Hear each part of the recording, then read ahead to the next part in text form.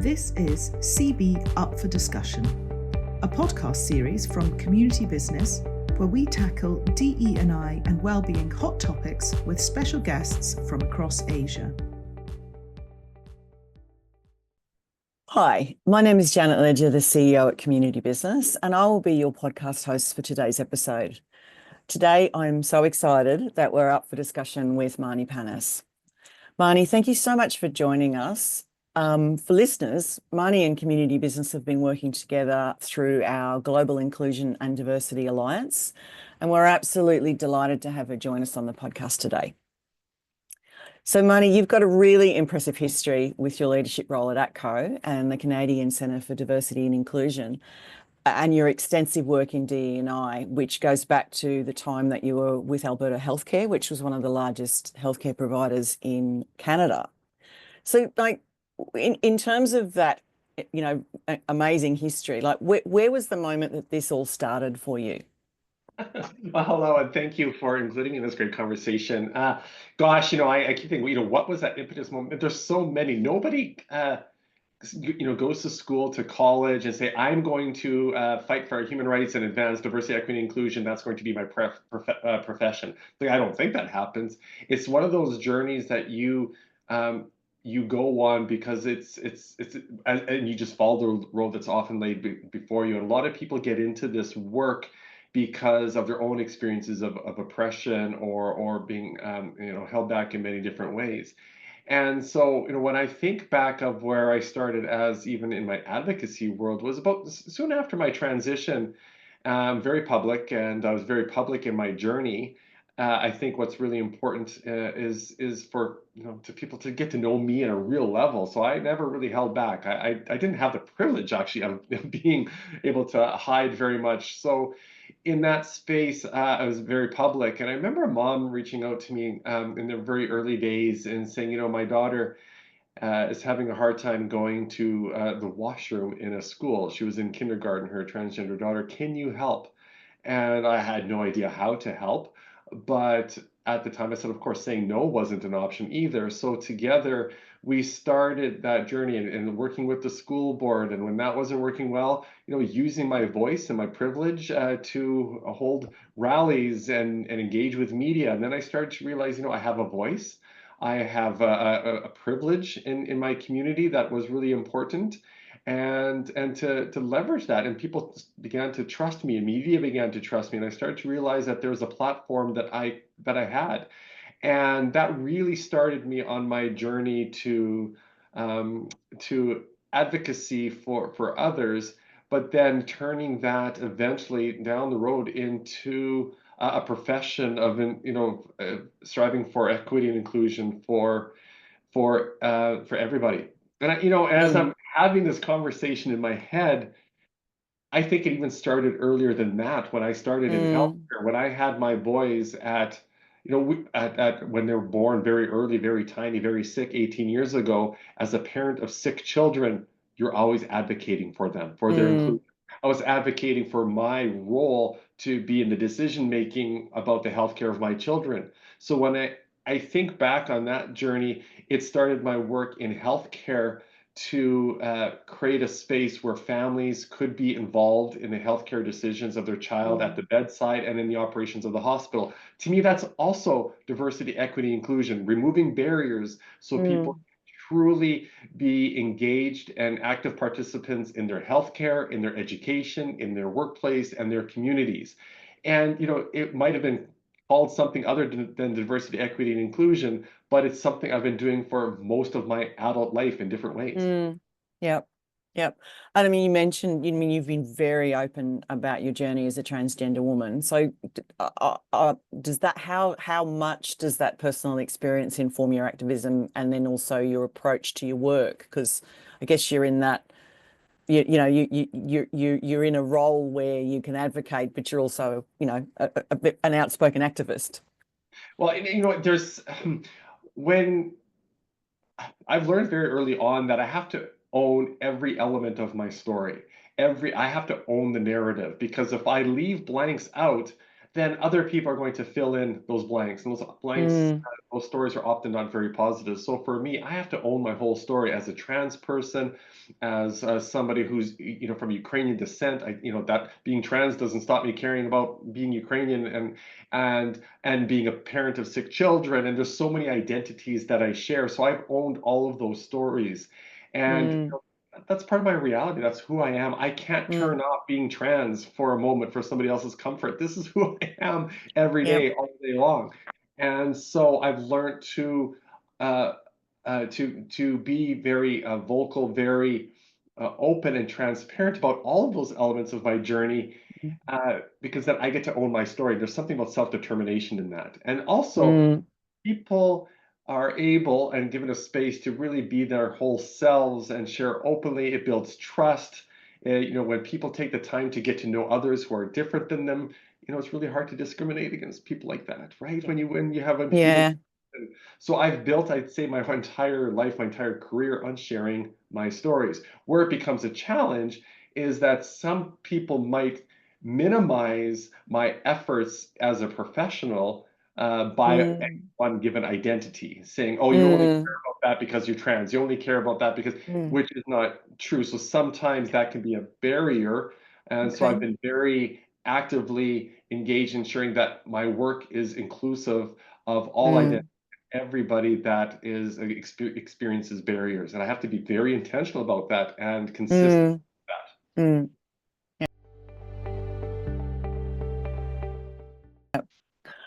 I wanted to turn now to, some of the rise in anti-DE&I and the anti-transgender rhetoric that's going on around the world, but primarily in the US. So how is this affecting you and your community personally?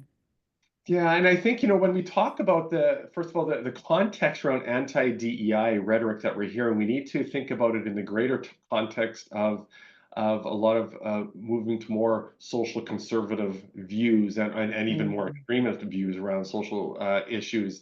And so we're also talking it in the context of rolling back LGBTQ+ rights. We're talking about it in the context of limiting healthcare and access to healthcare for women, for reproductive health, in the context of anti-immigration policies. All of those things are happening at the same time. That is part of the DEI conversation. So it's not just limited to DEI, but it's part of a much bigger. So I think that's really important to reflect on. What does that mean for me personally? It is quite scary, actually. I carry the weight of what is happening because this is my profession, advancing inclusion for communities, for people I care about. At the same time, I wonder what my future looks like. And thinking, being in Canada right now and thinking traveling to the United States is no longer an option for me. It's not only scary, but doing so could be very much at risk of if my ID doesn't match what they say I should be, then it could be illegal problems. It could be a threats to my physical safety and my health and well-being. These are very real issues that I think about, and what is the influence on my existence here in Canada when often we're influenced by that. So we're seeing a rollback of rights all over the world to support, gender and trans people and LGBTQ+ people and many people. That is terrifying. At the same time, I have to remember and look back at history that the arc of human rights is still towards progress, and success isn't linear. And while we're in an acute phase of attack and rolling back of rights, the thing that keeps me going, and it has to, is the belief that this work is essential, that it will continue, and the arc will always bend towards equity, human rights. And just on the spillover, because I mean, you are so close, with Canada being so close to the US, like what is the spillover into Canada, and is it manifesting in the same way, and like the other arguments and tactics similar?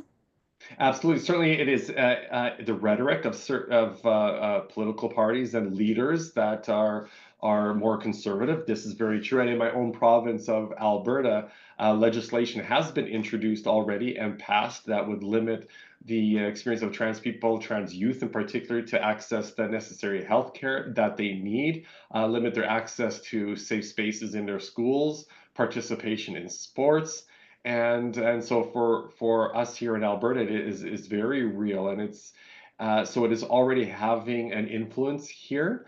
And I did a lot of work in my time to advance human rights at the legislation, both at the provincial and federal levels here in Canada. And I am holding on to the belief that the rule of law in this country, and that justice will prevail through our legal systems.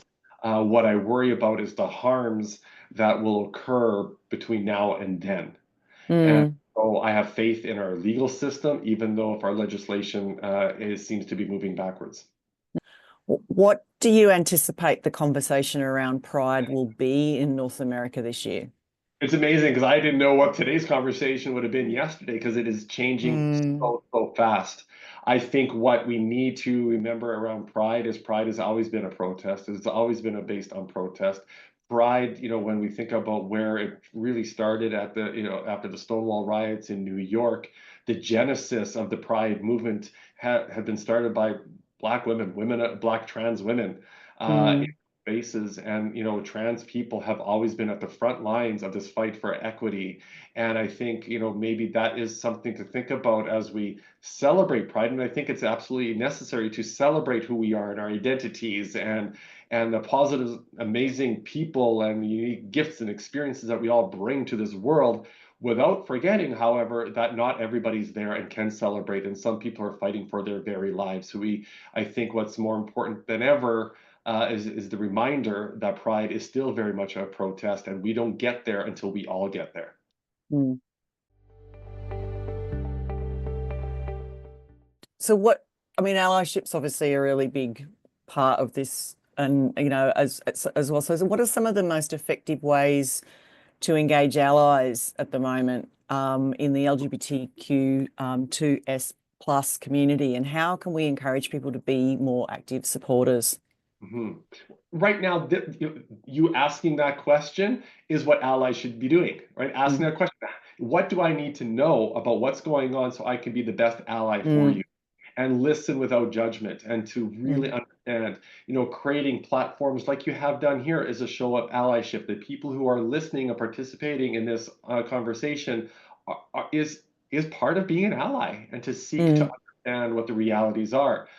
And then to think about who are you supporting in the elections around the world. We're going into an Mm. election here. There's different parts of the world.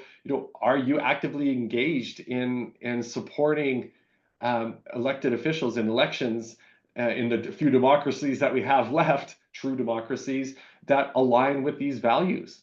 Mm. If you can't run yourself, support financially, volunteer, do the work at that level.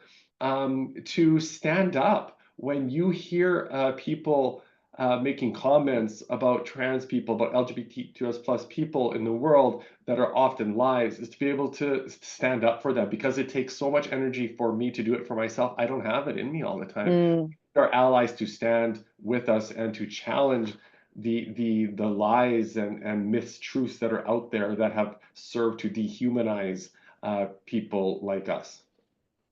Now, I've heard you a couple of times very eloquently explain the 6 Ds of being an upstander.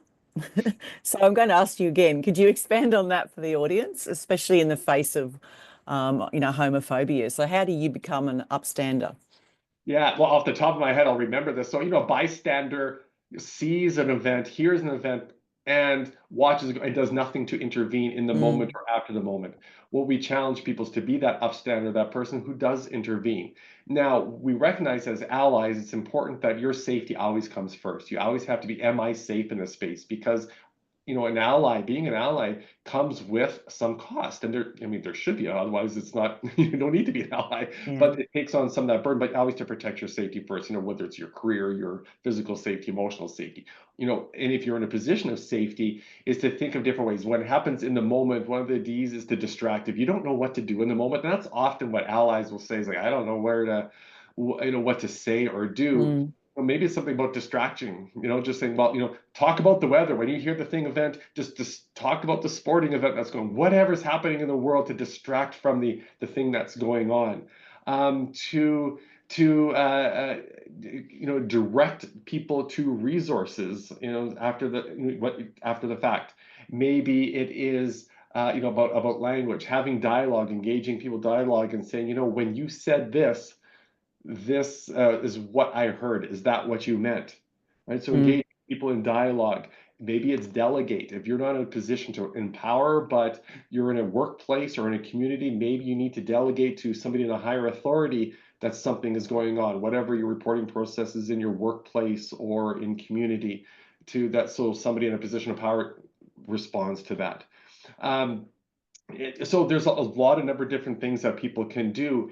And at the very least, what I think is important is, if you don't know what to do in the moment, after the moment, there's still things you can do, and saying, you know what, Janet, I heard that this thing went on. I'm so sorry. I know it had an impact on you. I didn't know what to say in the moment, but I want to check in with you. How are you doing? Is there anything else I need to be aware of? What could I have done differently in that moment?